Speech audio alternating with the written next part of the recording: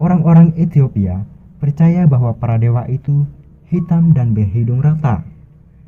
Bangsa Thracia membayangkan mereka sebagai manusia bermata biru dan berambut terang. Jika sapi, kuda, dan singa dapat menggambar, mereka akan melukis para dewa yang tampak seperti sapi, kuda, dan singa.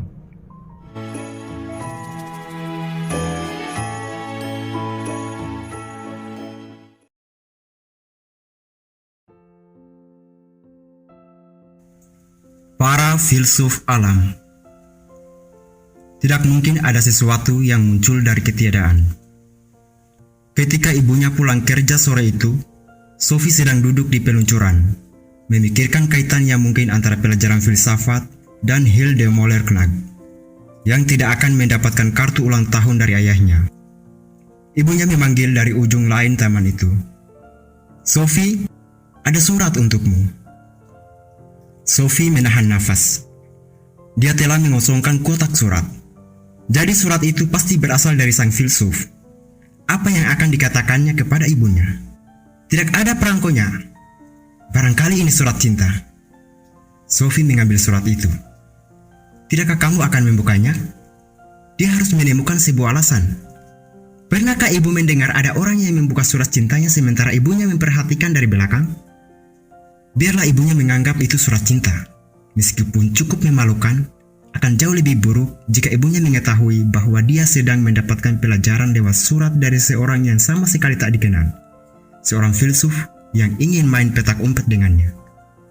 Itu adalah salah satu amplop putih kecil. Ketika Sophie naik ke kamarnya, dia menemukan 3 pertanyaan lagi. Adakah zat dasar yang menjadi bahan untuk membuat segala sesuatu? Dapatkah air berubah menjadi anggur?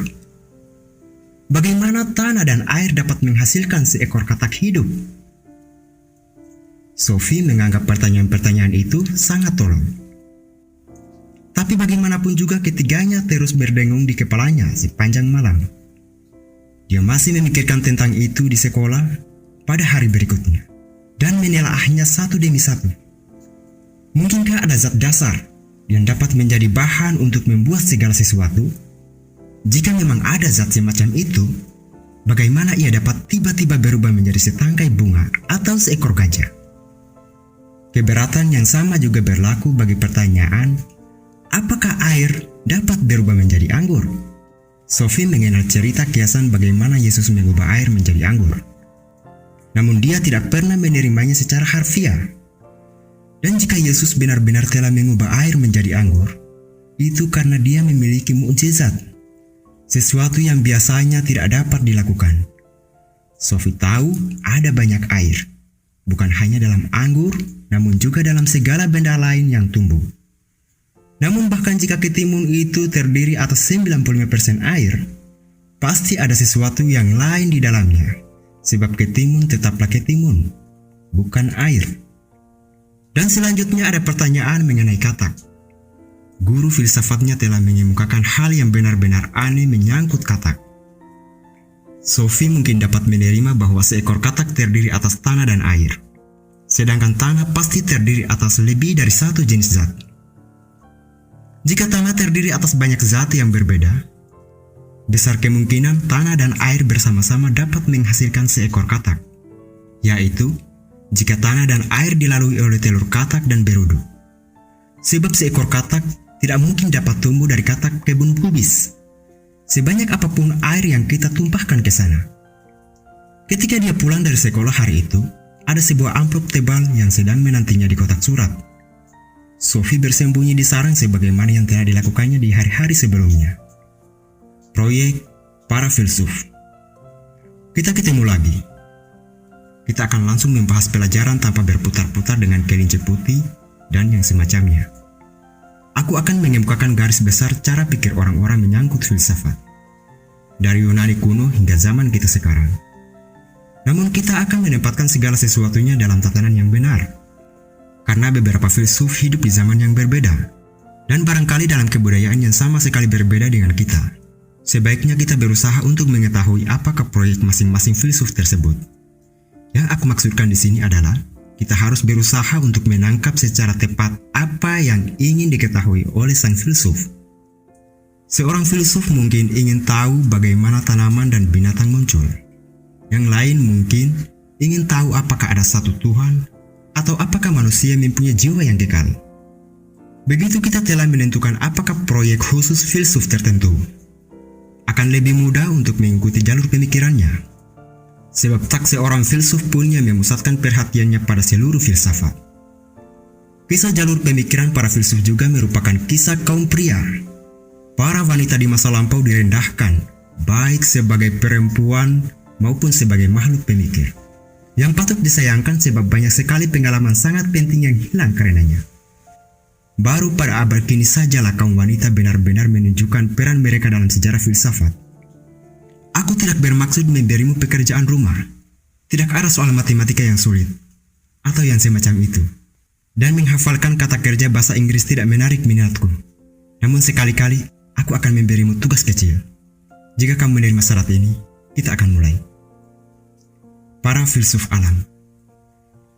Para filsuf Yunani paling awal kadang-kadang disebut filsuf alam, sebab mereka hanya menaruh perhatian pada alam dan proses-prosesnya. Kini telah bertanya pada diri sendiri dari mana datangnya segala sesuatu.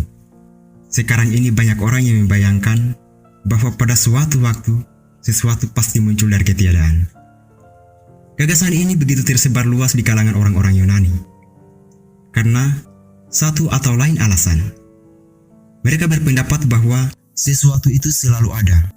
Bagaimana segala sesuatu dapat muncul dari ketiadaan? Karenanya bukanlah pertanyaan yang penting sama sekali.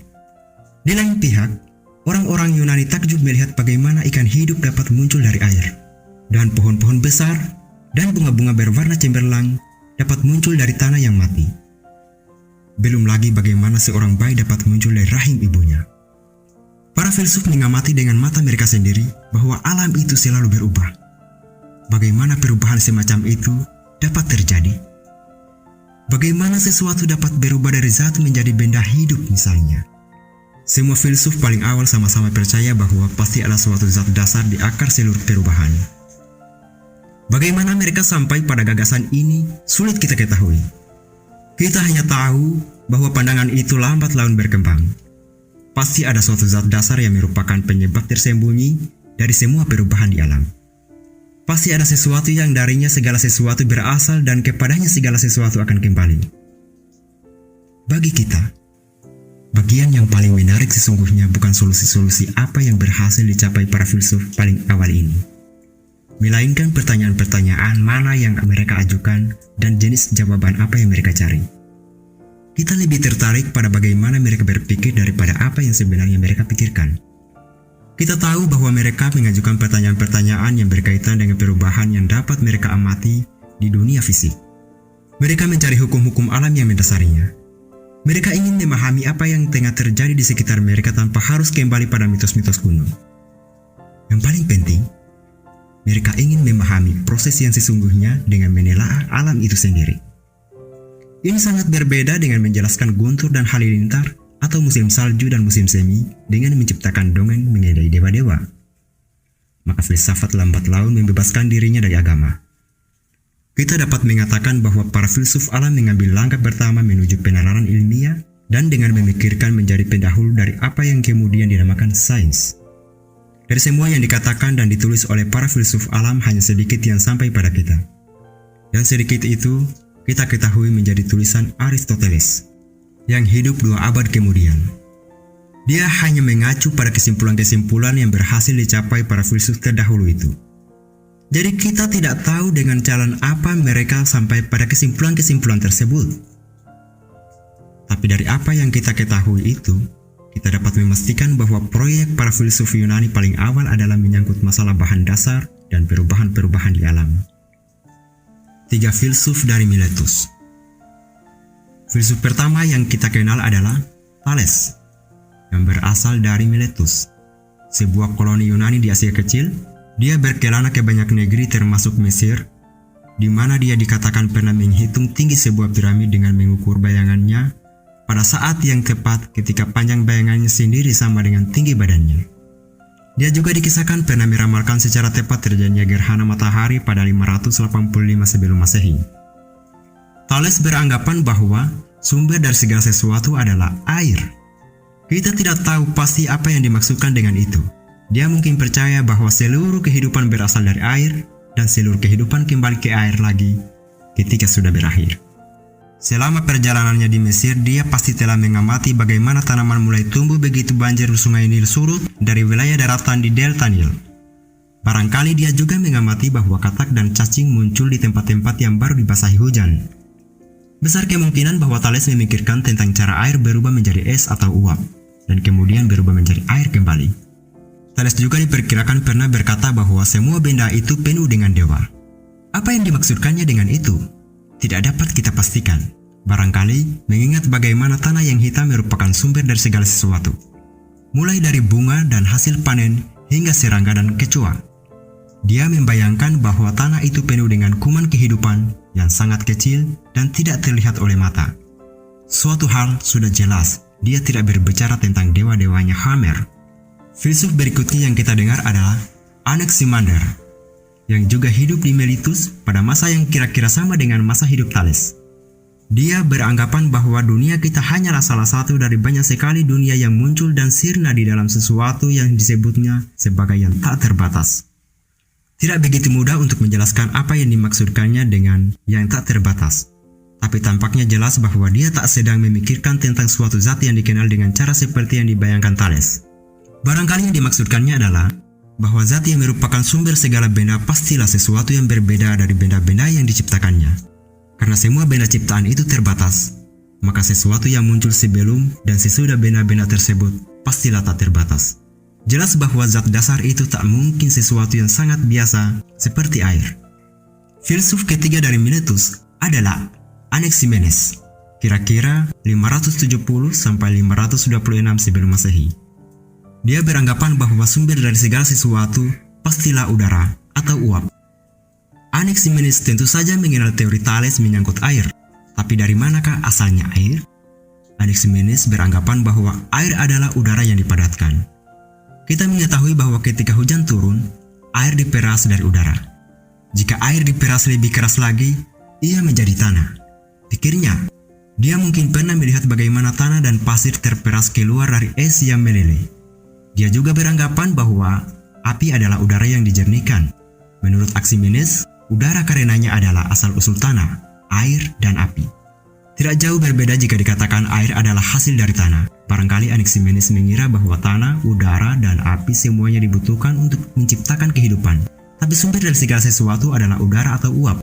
Maka, seperti Thales, dia beranggapan bahwa pasti ada suatu zat dasar yang merupakan sumber dari seluruh perubahan alam. Tidak ada yang dapat muncul dari ketiadaan.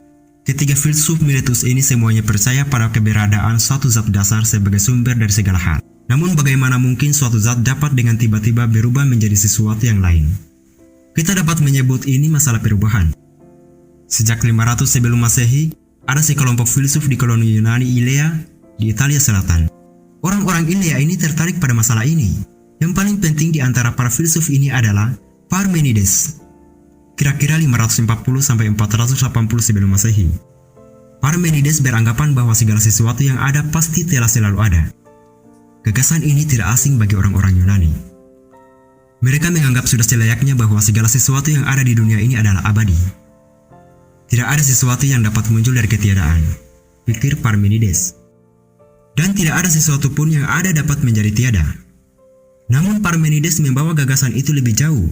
Dia beranggapan bahwa tidak ada yang disebut perubahan aktual. Tidak ada yang dapat menjadi sesuatu yang berbeda dari yang sebelumnya. Parmenides sadar, tentu saja, bahwa alam selalu berubah terus-menerus. Dia merasakan dengan indera-inderanya bahwa segala sesuatu berubah.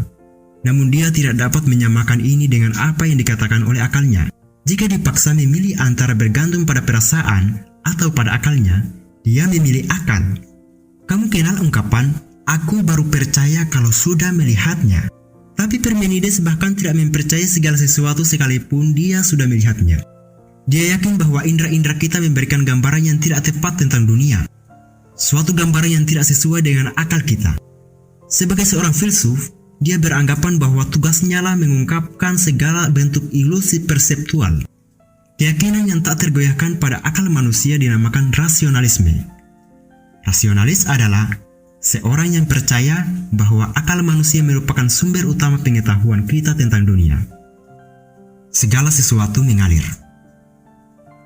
Rekan sezaman Parmenides adalah Heraklitus, kira-kira 540-480 sebelum Masehi, yang berasal dari Efesus di Asia Kecil. Dia beranggapan bahwa perubahan terus-menerus atau aliran sesungguhnya merupakan ciri alam yang paling mendasar. Barangkali kita dapat katakan bahwa Heraklitus mempunyai keyakinan lebih besar pada apa yang dapat dirasakannya daripada Parmenides. Segala sesuatu terus mengalir, kata Heraklitus. Segala sesuatu mengalami perubahan terus-menerus dan selalu bergerak, tidak ada yang menetap. Karena itu, kita tidak dapat melangkah dua kali ke dalam sungai yang sama. Kalau saya melangkah ke dalam sungai untuk kedua kalinya, maka saya atau sungainya sudah berubah. Heraklitus mengemukakan bahwa dunia ini dicirikan dengan adanya kebalikan. Jika kita tidak pernah sakit, kita tidak tahu seperti apa rasanya sakit. Jika kita tidak mengenal kelaparan, kita tidak akan merasakan senangnya menjadi kenyang. Jika tidak pernah ada perang, kita tidak dapat menghargai perdamaian. Dan jika tidak ada musim salju, kita tidak akan pernah melihat musim semi. Yang baik maupun yang buruk mempunyai tempat sendiri-sendiri yang tak terelakkan dalam tatanan dari segala sesuatu. Demikian keyakinan Heraklitus. Tanpa saling pengaruh antara dua hal yang berkebalikan itu, maka dunia tidak akan pernah ada. Tuhan adalah siang dan malam, musim salju dan musim panas, perang dan damai, kelaparan dan kekenyangan. Katanya, dia menggunakan istilah Tuhan, namun jelas dia tidak mengacu pada dewa-dewa dalam mitologi. Bagi Heraklitus, Tuhan atau dewa adalah sesuatu yang mencakup seluruh dunia. Sesungguhnya lah, Tuhan dapat dilihat paling jelas dalam perubahan dan pertentangan alam yang terjadi terus-menerus. Akal universal atau hukum universal. Ini adalah sesuatu yang ada dalam diri kita semua, dan sesuatu yang menjadi penuntun setiap orang. Namun kebanyakan manusia hidup dengan akal mereka masing-masing, pikir Heraklitus. Secara umum, dia merendahkan rekan-rekannya sesama manusia. Pendapat dari kebanyakan orang katanya adalah seperti mainan bayi. 4 unsur dasar. Dalam satu hal, Parmenides dan Heraklitus saling bertentangan akal. Akal Parmenides menegaskan bahwa tidak ada sesuatu yang dapat berubah. Persepsi indera Heraklitus menegaskan bahwa alam selalu berubah. Yang mana di antara keduanya yang benar? Para filsuf tidak mungkin dapat berselisih paham lebih jauh lagi. Tapi siapa yang benar adalah Empedokles, kira-kira 490-430 sebelum Masehi, dari Sisilia yang menuntun mereka keluar dari kekacauan yang telah mereka masuk itu. Dia berpendapat bahwa mereka berdua benar dalam salah satu penegasan mereka, namun salah dalam penegasan yang lain. Empedokles mendapati bahwa penyebab dari pertentangan mereka adalah bahwa kedua filsuf itu sama-sama mengemukakan adanya hanya satu unsur. Jika ini benar, kesenjangan antara apa yang dikemukakan akal dan apa yang dapat kita lihat dengan mata kita sendiri tidak akan dapat disatukan. Air jelas tidak dapat berubah menjadi seekor ikan atau kupu-kupu. Sesungguhnya, air tidak dapat berubah. Air murni akan tetap menjadi air murni. Maka Parmenides benar dengan keyakinannya bahwa tidak ada sesuatu yang berubah. Namun pada saat yang sama, Empedokles juga setuju dengan Heraklitus bahwa kita harus mempercayai bukti dari indera-indera kita. Kita harus mempercayai apa yang kita lihat, dan apa yang kita lihat itu adalah bahwa alam berubah. Empedokles menyimpulkan bahwa gagasan mengenai satu zat dasar itulah yang harus ditolak. Baik air maupun udara semata-mata tidak dapat berubah menjadi rumpun mawar atau kupu-kupu. Sumber alam tidak mungkin hanya satu unsur saja. Empedokles yakin bahwa setelah dipertimbangkan, alam itu terdiri atas 4 unsur atau akar. Sebagaimana dia mengistilahkan, keempat akar ini adalah tanah, udara, api, dan air. Semua proses alam ini disebabkan oleh menyatu dan terpisahnya keempat unsur ini. Sebab semua benda merupakan campuran dari tanah, udara, api, dan air, namun dalam proporsi yang beragam. Jika sebatang bunga atau seekor binatang mati, katanya, keempat unsur itu terpisah lagi. Kita dapat mengamati perubahan-perubahan ini dengan mata telanjang. Namun tanah dan udara, api dan air tetap abadi, tak tersentuh oleh semua campuran di mana mereka menjadi bagiannya. Maka tidak benar jika dikatakan bahwa segala sesuatu berubah. Pada dasarnya, tidak ada yang berubah. Yang terjadi adalah bahwa keempat unsur itu bergabung dan terpisah untuk menjadi bergabung lagi. Kita dapat membuat perbandingan dengan lukisan. Jika seorang pelukis hanya mempunyai satu warna merah, misalnya, dia tidak dapat melukis pepohonan yang hijau. Namun jika dia mempunyai warna kuning, merah, biru, dan hitam, dia dapat melukis ratusan warna yang berbeda, sebab dia dapat mencampurkan warna-warna itu dalam takaran yang berlainan. Sebuah contoh dari dapur dapat menggambarkan hal yang sama. Seandainya aku mempunyai tepung saja, aku harus menjadi tukang sihir untuk dapat membuat kue. Namun bila aku mempunyai telur, tepung, susu, dan gula, maka aku dapat membuat berbagai macam kue. Bukan hanya kebetulan bahwa Empedokles memilih tanah, udara, api, dan air sebagai akar alam. Para filsuf lain sebelum dia telah berusaha untuk menunjukkan bahwa zat primordial itu pastilah air, udara, atau api. Thales dan Anaximenes mengemukakan bahwa air dan udara merupakan unsur-unsur penting dalam dunia fisik. Orang-orang Yunani percaya bahwa api juga penting. Mereka mengamati misalnya pentingnya matahari bagi segala sesuatu yang hidup, dan mereka juga tahu bahwa binatang maupun manusia mempunyai panas tubuh. Empedokles mungkin pernah menyaksikan sebatang kayu terbakar. Sesuatu terurai. Kita mendengarnya mereka dan memercik. Itulah air. Sesuatu naik menjadi asap. Itulah udara. Apinya dapat kita lihat. Segala sesuatu yang lain tetap tinggal ketika api padam. Itulah abu atau tanah. Setelah Empedokles menjelaskan perubahan alam sebagai bersatu dan berpisahnya keempat akar, masih ada lagi yang harus dijelaskan. Apa yang membuat unsur-unsur ini menyatu sehingga tercipta kehidupan baru? Dan apa yang membuat campuran dari katakanlah sekuntum bunga terpisah lagi? Empedokles yakin bahwa ada dua kekuatan yang bekerja di alam. Dia menyebutnya cinta dan perselisihan. Cinta mengikat segala sesuatu dan perselisihan memisahkannya. Dia membedakan antara zat dan kekuatan. Ini patut dicatat. Bahkan kini para ilmuwan membedakan antara unsur dan kekuatan alam. Sains modern berpendapat bahwa semua proses alam dapat dijelaskan sebagai interaksi antara unsur-unsur yang berbeda dan kekuatan-kekuatan alam yang beragam. Empedokles juga mengemukakan bahwa pertanyaan apakah yang terjadi ketika kita melihat sesuatu. Bagaimana aku dapat melihat sekuntum bunga misalnya? Apakah yang sebenarnya terjadi? Pernahkah kamu memikirkan tentang ini, Sophie? Empedokles percaya bahwa mata terdiri atas tanah, udara, api, dan air. Sebagaimana segala sesuatu di alam ini. Maka tanah di mataku melihat apa yang berunsur tanah di sekelilingku. Udara melihat apa yang berunsur udara. Api melihat apa yang berunsur api. Dan air melihat apa yang berunsur air.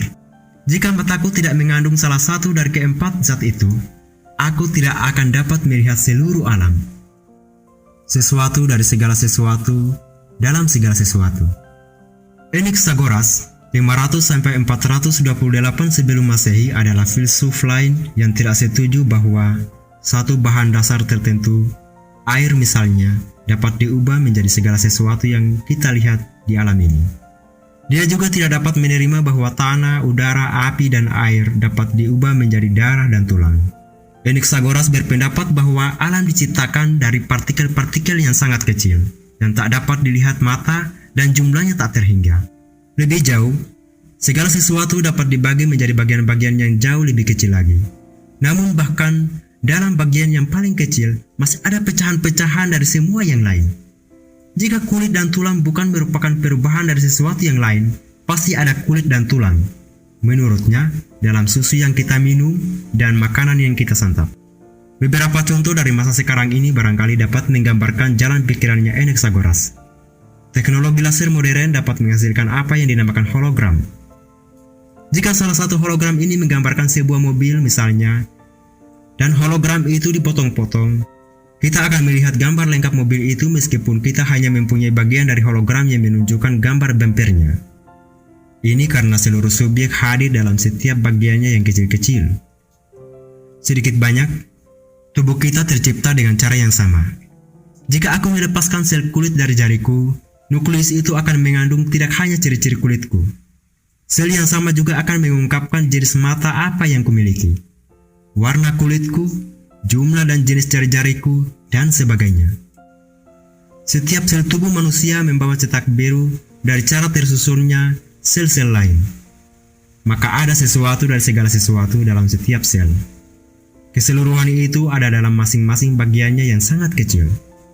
Anaxagoras menyebut ini partikel-partikel amat kecil yang memiliki sesuatu dari segala sesuatu dalam benih-benih mereka. Ingat bahwa Empedokles beranggapan, cintalah yang menyatukan unsur-unsur itu dalam seluruh tubuh. Anaxagoras juga membayangkan keteraturan sebagai macam kekuatan yang menciptakan binatang dan manusia, bunga dan pohon. Dia menyebut kekuatan ini pikiran atau akal. Anaxagoras juga menarik karena dia adalah filsuf pertama yang kita dengar dari Athena. Dia berasal dari Asia Kecil, namun pindah ke Athena pada usia 40. Di kemudian hari dia dituduh ateis, dan akhirnya dipaksa meninggalkan kota. Antara lain, dia mengatakan bahwa matahari bukanlah dewa, melainkan sebuah batu merah panas, yang lebih besar dari seluruh jazirah Peloponnesia. Anaxagoras secara umum sangat tertarik pada astronomi. Dia percaya bahwa seluruh benda angkasa terbuat dari zat yang sama dengan bumi. Dia sampai pada kesimpulan ini setelah menelaah sebuah meteorit. Ini memberinya sebuah gagasan bahwa mungkin ada kehidupan manusia di planet-planet lain. Dia juga mengemukakan bahwa bulan tidak mempunyai cahaya sendiri. Cahayanya berasal dari matahari, katanya. Dia juga memikirkan penjelasan untuk gerhana matahari. Terima kasih atas perhatianmu, Sophie. Bukan tidak mungkin kamu perlu membaca bab ini 2 kali atau 3 kali sebelum kamu dapat memahami seluruhnya, namun pemahaman memang membutuhkan usaha. Barangkali kamu tidak akan mengagumi seorang teman yang pandai dalam segala hal jika untuk itu dia tidak perlu banyak berusaha. Pemecahan terbaik untuk masalah menyangkut bahan dasar dan perubahan alam harus menunggu sampai besok. Nanti kamu akan bertemu dengan Demokritus. Aku tidak akan mengatakan apa-apa lagi. Sophie duduk di sarang melihat keluar ke arah taman melalui sebuah lubang kecil pada semak-semak sarang itu. Dia harus menguji dan memilah-milah pemikirannya menyangkut semua yang telah dibacanya. Sudah terang bagaikan siang bahwa air biasa tidak akan pernah dapat berubah menjadi sesuatu selain es atau uap. Air tidak dapat berubah menjadi semangka, sebab bahkan semangka terdiri atas lebih dari sekedar air. Namun dia baru yakin akan hal itu sebab itulah yang telah dipelajarinya. Akankah dia sangat yakin, misalnya, bahwa es itu hanyalah air jika bukan begitu menurut yang telah dipelajarinya? Setidak-tidaknya, dia terus mempelajari dengan sangat cermat bagaimana air membeku menjadi es dan kemudian meleleh lagi. Sophie berusaha sekali lagi untuk menggunakan akal sehatnya sendiri dan bukan memikirkan tentang apa yang telah dipelajarinya dari orang-orang lain. Parmenides tidak mau menerima gagasan tentang perubahan dalam bentuk apapun. Dan semakin dalam Sophie memikirkannya, semakin yakin dia bahwa sedikit banyak Parmenides benar. Akalnya tidak mau menerima bahwa sesuatu dapat dengan tiba-tiba mengubah dirinya sendiri. Sesuatu yang sama sekali berbeda. Pasti dibutuhkan sedikit keberanian untuk maju dan mengemukakannya, sebab itu berarti menyangkal seluruh perubahan yang dapat dilihat sendiri oleh setiap orang. Pasti banyak orang yang telah menertawakannya. Dan Empedokles pasti juga sangat cerdas, karena dia membuktikan bahwa dunia pasti terdiri atas lebih dari satu zat saja. Itu memungkinkan terjadinya seluruh perubahan alam tanpa ada sesuatu pun yang benar-benar berubah. Filsuf Yunani kuno itu telah membuktikan lewat penalaran semata. Tentu saja dia telah mempelajari alam. Namun dia tidak memiliki peralatan untuk melakukan analisis kimia sebagaimana yang dilakukan oleh para ilmuwan masa kini.